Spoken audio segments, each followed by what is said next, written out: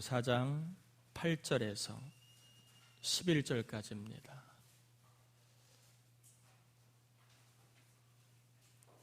마태복음 4장 8절에서 11절까지 우리 한 절씩 교독하겠습니다. 마귀가 또 그를 데리고 지극히 높은 산으로 가서 천하만국과 그 영광을 보여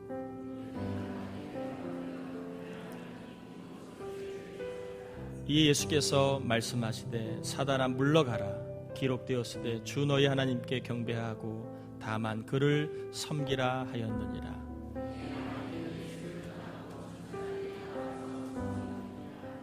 아멘. 우리 옆 사람하고 인사 한번 나눕니다. 잘 오셨습니다. 예수님은 광야에서 세 번 광야 시험을 받으시는데 첫 번째 시험은 사람은 무엇으로 사는가 라고 하는 시험이라고 말씀을 드렸죠. 사람은 무엇으로 사는가? 이 질문에 대해서 예수님이 사람은 떡도 먹어야 되지만 영을 위해서 영의 양식인 말씀을 먹어야 산다.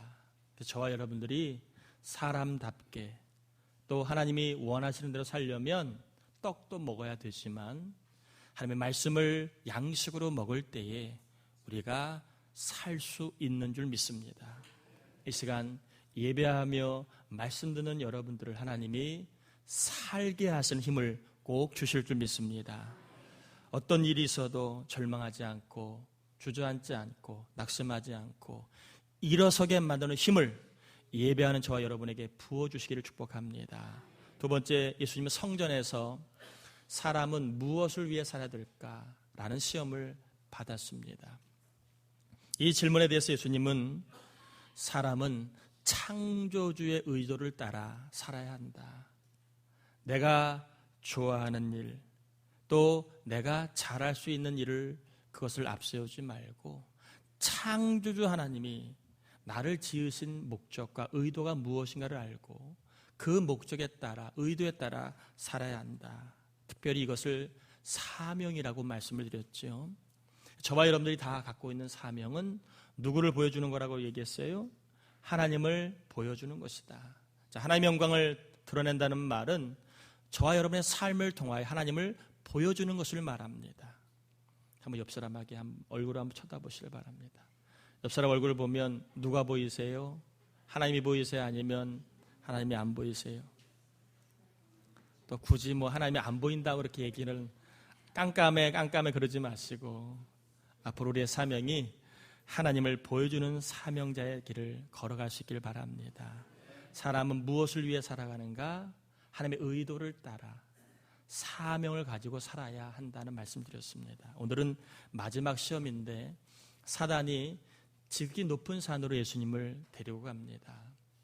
그리고 그 높은 산에서 천하만국과 그 영광 그것을 보여주면서 네가 내게 절을 하면 네가 나를 경배하면 이 모든 것들을 내가 너희에게 주겠다라고 시험을 합니다. 마치 천하만국과 그 영광이 자기 것인 양 자기 마음대로 할 수 있는 것인 양 그렇게 예수님께 이야기를 합니다. 여러분 역대상 29장 11절에 보면 이렇게 되어 있습니다. 여호와여 위대하심과 권능과 영광과 승리와 위엄이 다 주께 속하였사오니 천지에 있는 것이 다 주의 것이로소이다.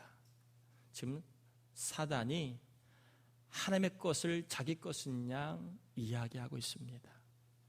천하만국과 그 영광은 사단의 것이 아니라 하나님의 것임을 말씀하고 있습니다. 세 번째 시험의 핵심은요, 신앙생활의 첫 번째가 무엇인가라고 하는 겁니다. 신앙생활의 1순위가 무엇인가라고 하는 겁니다. 사단은 천하만국과 그 영광이 신앙생활의 1순위라고 얘기합니다. 그러나 예수님은 신앙생활의 1순위는 천하만국과 그 영광이 아니라 예배라고 얘기합니다. 따라합시다. 순서를 잘 지키면 복을 받는다.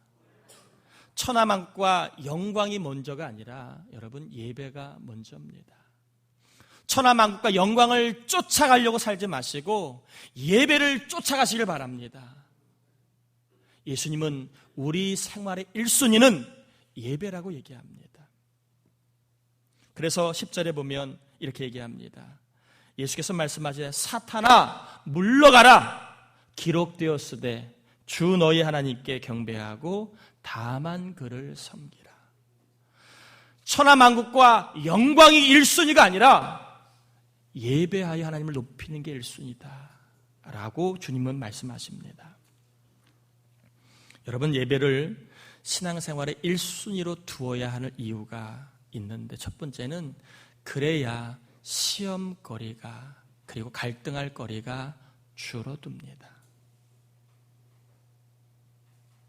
제가 여러분에게 한번 여쭤볼게요. 여러분, 내일 아침에 일어나면 일을 할 거예요, 안 할 거예요? 대부분 직장 갖고 있는 사람 일을 할 겁니다. 그러면 내일 놀러 가자고 누가 꼬시면 갈까요, 안 갈까요? 가요, 안 가요?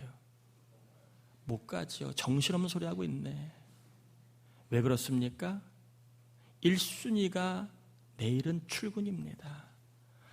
놀러 가는 건 2순위예요. 그러면 그 사람은 월요일 날 놀러 가자고 꼬시면 흔들릴까요, 안 흔들릴까요? 흔들리지 않아요.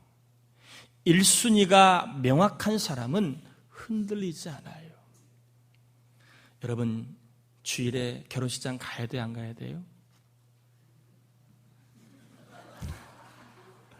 주일에 결혼식장 가야 돼요, 안 가야 돼요? 예?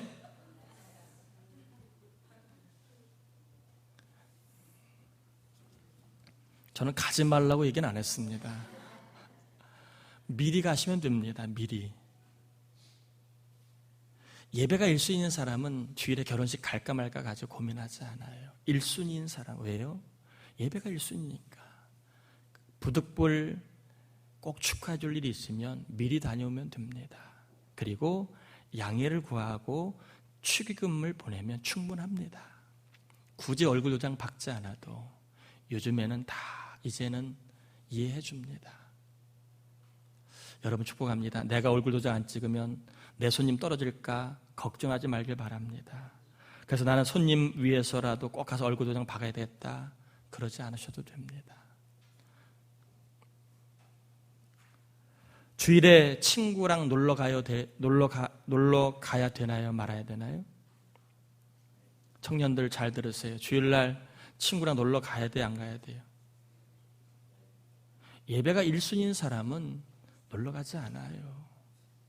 신앙생활의 예배가 1순위인 사람은 놀러 가지 않습니다.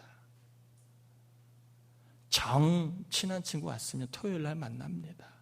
그리고 정 놀러 가고 싶으면 다른 날짜로 잡습니다.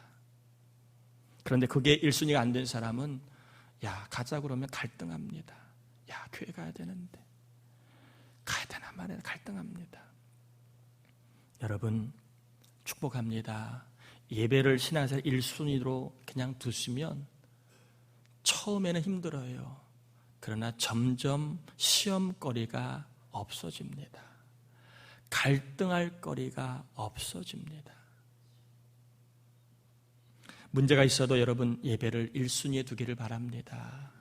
삶이 속상하고 어려운 일이 있어도 또 일이 좀 잘 풀리지 않아도 예배를 1순위에 두기를 바랍니다. 아멘인가요? 그리고 부부싸움을 해도 예배 1순위를 두어야 화해 속도가 빨라요. 아멘인가요? 부부싸움을 해도 예배 1순위를 두어야 화해가 빠릅니다. 여러분, 예배를 1순위에 두어야 갈등할 수 있는 거리가 줄어듭니다. 시험거리가 줄어듭니다. 벌초 문제도 여러분 힘 있는 사람이 토요일날 하자 그러면 할 수 있는 거예요. 벌초 문제도 힘 있는 사람이 우리 토요일날 하고 일찍 파하자 그러면 할 수 있는 부분입니다. 저는 여러분들 가문에 벌초는 주일이 아니라 토요일날 할 수 있는 힘을 주시길 바랍니다. 토요일날 벌초야 조상이 기뻐하지 않아요. 이제는 옛날처럼 일주일에 한 번만 놀지 않습니다. 마음만 먹으면 토요일 날도 얼마든지 시간 낼 수 있는 거예요. 그런데 공군형이 그냥 주일날 하는 걸로 하고 하니까 주일 예배를 잘 못 드리고 우리가 살아가지 않습니까? 두 번째 예배를 신앙생활 1순위로 들으면 따라합시다. 믿음이 성장한다. 여러분, 예배를 1순위에 두었다는 말은 2순위, 3순위를 가지를 쳤다는 말입니다. 내가 좋아하는 일, 내가 하고 싶은 일, 사람들이 좋아하는 일, 사람들이 원하는 일을 하기보다는 하나님이 좋아하시는 일을 했다는 거예요. 즉 믿음의 선택을 했다는 겁니다.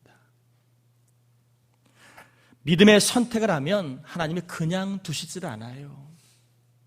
여러분이 믿음으로 선택하지 않으니까 문제지, 믿음으로 선택하면 하나님이 그냥 두시지 않아요.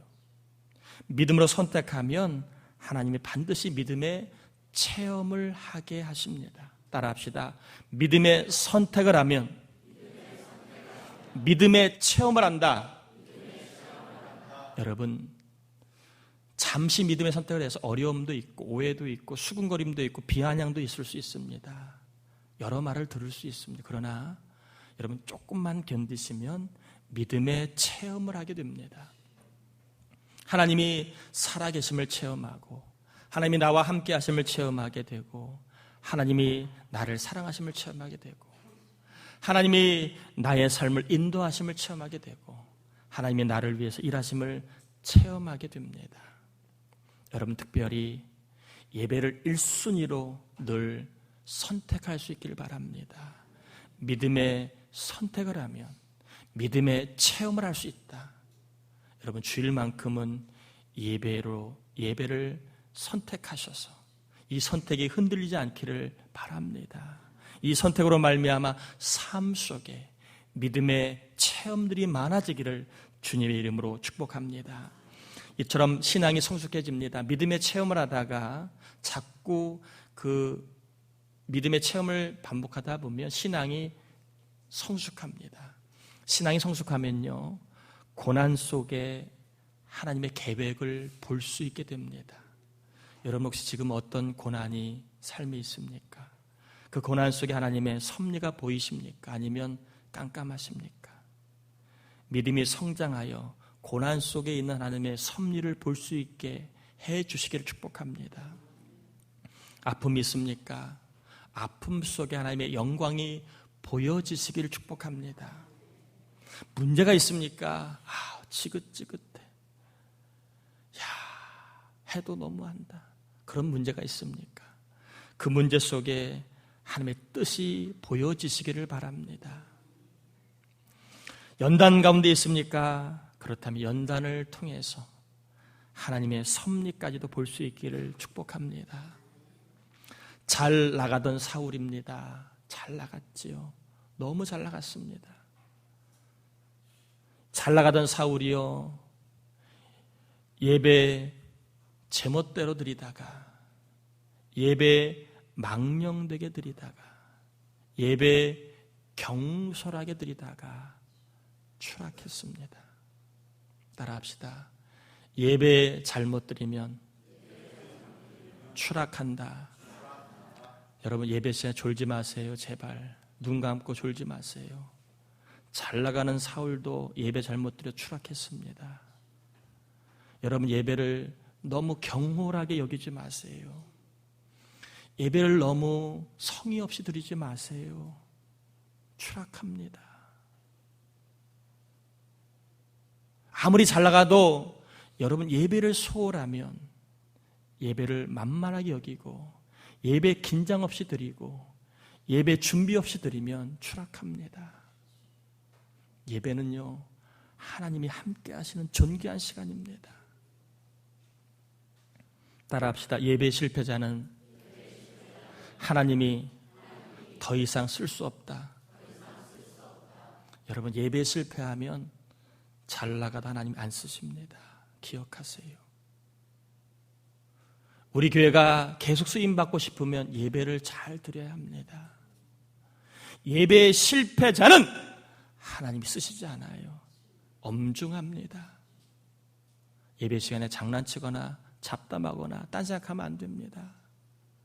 잘 나가도 여러분 하나님이 멈추면 여러분 멈춥니다.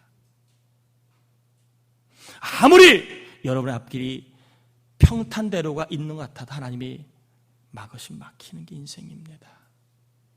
여러분 예배 정신 차려 드리세요. 잘 나가던 사도 사울 금방 추락했습니다.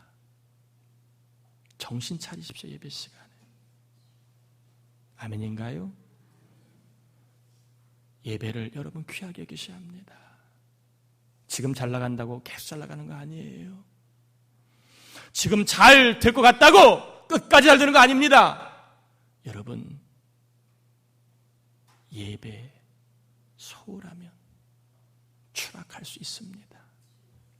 하루아침에 인생 무너지는 거 하루아침입니다. 1시간도 안 걸립니다. 10분도 안 걸려요. 무너지는 거. 여러분 지금까지도 하나님이 보호하신 것을 감사하시길 바랍니다. 따라합시다. 예배만 잘 드려도 쓰임받는다. 여러분 예배만 잘 드려도요 쓰임받을 수 있습니다. 예배를 잘 드심으로 여러분 오랫동안 여러분의 가정과 자녀가 쓰임받기를 축복합니다. 예배를 잘 드리심으로 일하는 정년이 연장되시길 바랍니다. 하시는 사업이 더 잘 되도록 하나님께서 더욱더 은혜 주시길 바랍니다. 예배 잘 드리심으로 질병이 떠나가길 축복합니다. 예배를 잘 드림으로 좋은 길이 더 많이 열리기를 축복합니다. 예배 잘 드림으로 우리의 가정과 자녀가 형통하기를 축복합니다. 여러분 예배 정말 중요한 겁니다. 다시 한번 강조합니다. 잘 나가도 예배 실패하면 추락할 수 있다는 거 여러분 기억하시고, 그러나 안 나가도 예배를 잘 드리면 얼마든지 나갈 수 있습니다. 소망을 가지시고 겸손하게 긴장하시길 바랍니다. 아멘인가요? 그러면 예배를 잘 드리기 위해서 저 여러분이 어떻게 해야 될까? 여호사밧의 이야기만 드리고 마치려고 합니다. 남쪽 유다에 여호사밧이라고 하는 그러한 좋은 왕이 있었습니다. 좋은 왕이지만 외세의 침입은 막을 수가 없었지요. 외세가 연합군이 몰려왔습니다. 보니까 기가 차고 거시기가 찹니다. 두려움이 밀려왔습니다. 너무 수가 많은 거예요. 여호사밧이 두려움이 몰려왔는데 그 두려움을 가지고 기도를 합니다. 백성들을 불러 모아놓고 같이 기도하자. 같이 금식하며 기도하자. 기도하는데 이런 내용이 나옵니다. 역대하 20장 9절 12절에 보면 만일 재앙이나 난리나 견책이나 전염병이나 기근이 우리에게 임하면 주의 이름이 이 성전에 있으니 우리가 이 성전 앞과 주 앞에 서서 이 환난 가운데에서 주께 부르짖은즉 들으시고 구원하시리라 하였나이다. 우리 하나님이 그들을 징벌하지 아니하시나이까. 우리를 치러 오는 이 큰 무리를 우리가 대적할 능력이 없고 어떻게 할 줄도 알지 못하고 오직 주만 바라보나이다. 안타까운 마음에 또 자신의 연약함을 고백하고 하나님 주의 구원만 바랍니다. 이렇게 온 백성과 함께 기도했습니다. 이럴 때 하나님께서 레위 사람 야하시엘을 통해서 이렇게 여호사밧에게 주의 음성을 들려주십니다. 두려워하지 말라.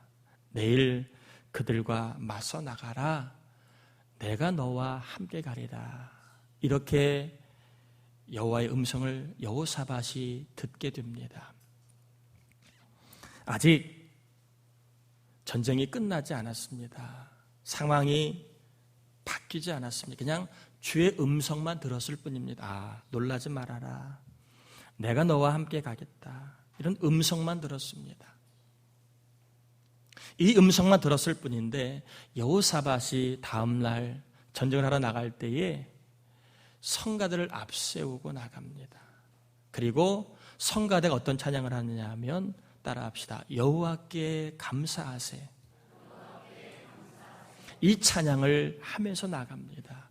여호와께 감사하세. 그런데요, 여호와께 감사의 찬양을 부르는 순간에 놀라운 일이 벌어졌는데, 여러분 한번 성경 한번 찾아보겠습니다. 이게 너무 좋은 말이라 찾아보는 게 좋을 것 같습니다. 역대하 20장 22절입니다. 펜이 있는 분은 제가 좀 네모를 치라고 하는데 네모를 치시면 좋아요. 역대하 20장 22절 같이 한번 읽어봅니다. 그 노래와 찬송이 시작될 때에 여호와께서 복병을 두어 유다를 치러 온 암몬 자손과 모압과 세일산 주민들을 치게 하심으로 그들이 패하였으니, 자, 노래와 찬송이 시작될 때에 여호와께서에다가 여러분 펜이 있으시면 네모 표시를 하시길 바랍니다. 내가 노래와 찬송이 시작할 때에 여호와께서, 여호사밧이 두려웠습니다. 아직 상황이 승리한 상황이 아니었습니다. 그럼에도 뭘 감사했을지는 모르지만 여호와께 감사했습니다. 감사했더니 여호와께서 일을 하셨다라고 성경은 소개합니다. 여러분, 예배를 잘 드리시려면 감사가 있어야 할 줄 믿습니다. 아멘인가요? 잘 드리는 예배는 감사가 있는 예배다. 잘 드린다는 말은 뭐냐 하면 하나님의 임재를 경험한다는 말입니다. 하나님의 일하심을 경험하는 예배라는 것을 말합니다. 어떻게 하면 우리가 하나님의 일하심을 경험하는 예배를 드릴 수 있을까? 뭐가 있어야 된다고요? 감사가 있어야 된다는 겁니다. 여러분을 축복합니다. 감사하며 예배 드리시기를 축복합니다.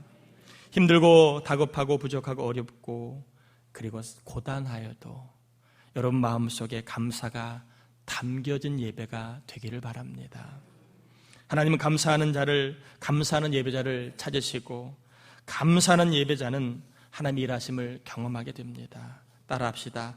하나님은 감사하는 예배자를 찾으신다. 여러분, 하나님이 감사하는 예배자를 찾으시고 감사하는 예배자는 하나님의 일하심을 경험하는데, 우리가 감사할 때 하나님은 잘 되게 하시고 그리고 잘 살게 하시고 잘 해결되도록 역사하실 줄 믿습니다. 감사의 마음을 담아 예배하는 자가 예배를 잘 드리고 하나님의 일하심을 경험할 수 있다. 요까지만 하면 돌아갈 때 다 까먹습니다. 제가 여러분에게 숙제를 드립니다. 훌륭한 선생님은 숙제를 많이 냅니다. 숙제를 해야 실력이 늡니다. 마찬가지의 말씀도 숙제를 내줘야, 부담을 갖고 있어야, 순종해야 믿음이 자랍니다. 제가 여러분에게 감사의 마음을 담아 예배하는 좋은 방법 한 가지만 저의 경험담이기도 합니다. 소개하려고 합니다. 여러분, 감사헌금을 드리십시오. 감사의 마음을 담아 예배하는 좋은 방법은 감사헌금을 드리는 겁니다. 우선 여러분이 교회에서 저 뒤에 가다 보면 헌금 봉투 있는데 감사헌금 봉투가 이만큼 있어요. 제가 어제 이빠이 채워놨습니다. 한 달에 많아야 4번, 5번입니다. 액수는 여러분 중요하지 않아요. 삶이 어려운 분은 빈 봉투도 괜찮습니다. 제가 뭐 교회 돈이 없어 헌금하라고 그러는 거 아니에요. 하나님이 드리는 예배자가 되라고 방법을 소개하는 겁니다. 여러분, 오늘 갈 때 그냥 나오지 마시고 예배 저기 뒤에 감사헌금 봉투가 있습니다. 그걸 한 4장, 5장 가져가세요. 그리고 토요일 날 저녁에 뭐 하시나요? 옆 사람에게 인사하세요. 토요일 날 저녁에 뭐 하세요? 인사하시라고요. 토요일 날 저녁에 뭐 하세요? 여러분, 토요일 날 저녁은 일찍 사역을 종료하셔야 됩니다. 늦게까지 막 사역하지 그러지 마시고 토요일 날 저녁 가급적이면 일찍 사역을 종료하세요. 그래야 주의를 잘 드릴 수 있습니다. 토요일 날 저녁에 여러분 일단 감사헌금 봉투 한 장을 딱 꺼내세요. 몇 개요? 다 꺼내만 놓으세요. 제가 하라는 대로만 하세요. 토요일 날 저녁에 9시나 10시 되면 감사헌금 봉투 하나만 딱 꺼내놓으세요. 다 꺼내놓으세요. 꺼내놓으시고 꺼내놓으시면 바로 감사 적용이 나올까 안 나올까요? 어지간하면 안 나옵니다. 어지간하면 안 나요. 꺼내놓고요, 쳐다보셔야 합니다. 감사금들 쳐다보셔야 해요. 쳐다보면 감사금 그 기도 제목 나는 보일 거예요. 그러면 쳐다보세요. 그러면 쳐다보다 보면 하나님이 일주일 동안 감사할 생각을 주십니다. 감사를 깨닫게 하십니다. 그러면 너무 많이 적지 마시고 한 개만 적으세요. 모든 것 감사합니다. 그러지 마세요. 절대 그러지 마세요. 만입이 있어도 감사합니다. 그것도 좋습니다. 그러나 구체적인 감사를 하십시오. 감사한 거 드리시면 그냥 공란을 드리시는데 그러지 마세요. 제가 왜 그렇게 얘기하느냐 하면 그렇게 준비를 하다 보면 토요일 저녁부터 감사의 마음을 갖고 자게 됩니다. 그러면 주일날 나올 때에 감사의 마음을 갖고 여러분 예배할 수 있습니다. 부탁합니다. 헌금은요, 토요일부터 준비하는 거예요. 주일날 교회 와서 이러지 마세요, 제발. 이것은 성의가 없는 예물입니다.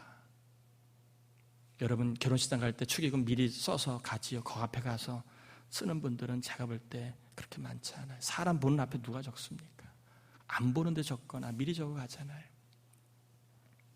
그러면 여러분 감사금을 딱 꺼내놓으면 감사거리를 생각하게 합니다. 그러면 하나님이 감사할 것을 깨닫게 하십니다. 예를 들면 입맛 있는 게 감사할 줄 몰랐는데 누군가가 밥맛이 없어 고생하는데 입맛 있는 거 감사하네. 하나님 밥맛 있는 거 감사합니다. 적으세요. 대소변 볼 수 있는 거 감사하시나요? 자주 가는 거 원망하지 마시고 대소변 못 보는 사람, 그런 사람에게 대소변 보는 것은 축복입니다. 여러분 몸이 잘나서 대소변 보는 거 아니에요. 하나님의 은혜 때문에 보는 거예요. 신경 하나 잘못 건드리고 혈관 하나 조금 막히면 대소변 못 봐요. 여러분 혈관이 깨끗해지도록 기도하셨나요? 대소변 잘 보도록 기도하고 대소변 보면 많지 않아요. 그런데 그럼에도 불구하고 대소변 볼 수 있는 거 은혜입니다. 은혜예요. 그러면 그거 감사에 적는 겁니다. 잠 잘 자는 거 감사해 보신 적 있으세요? 잠 못 자면 너무 힘들어요. 너무 괴로워요. 잠 잘 자는 거 여러분 은혜입니다. 은혜예요. 잠 잘 잘 수 있는 거 감사에 적으세요. 하나란만이라도 여러분 감사의 제목을 적으시면 됩니다. 일할 수 있는 거 급여가 많든 적든 간에 일 안 하면 뭐합니까? 눈치 보이잖아요. 일할 수 있는 거 감사하시고 친구가 있는 거 감사하셔야 됩니다. 외롭지 않잖아요. 가끔다 제가 일주일에 한 번씩 문자 보내주잖아요. 제가 안 보내주면 대출 뭐 그런 문자밖에 안 받으시잖아요. 안 그러시면 다행이시긴 하지만 사람 있는 거, 친구 있는 거, 나에게 관심 가져주는 사람 있는 거 그거 없는 것보다 있는 게 감사한 겁니다. 누가 아파도 알아봐주는 사람 없지요. 힘들어도 바깥에 먹은 사람 없을 때 얼마나 힘든지 아세요?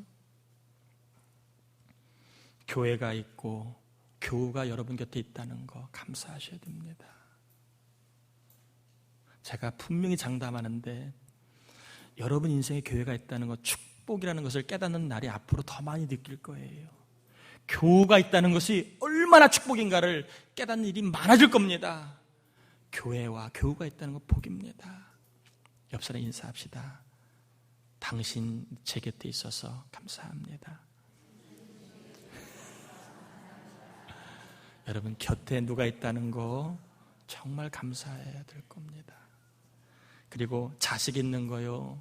속색이지만 그 자식 때문에 여러분 기뻐하고 세상에 가진 서러움을 견뎌왔잖아요. 자식 때문에 감사하셔야 합니다. 아멘인가요? 원래요 속색 있는 자식 나중에 효도 안 되잖아요. 속 많이 끓이면 나중에 효도 많이 할 줄 믿고 자식 있는 거 감사하세요. 있어도 사모해도 뭐 자식 없는 분도 있어요.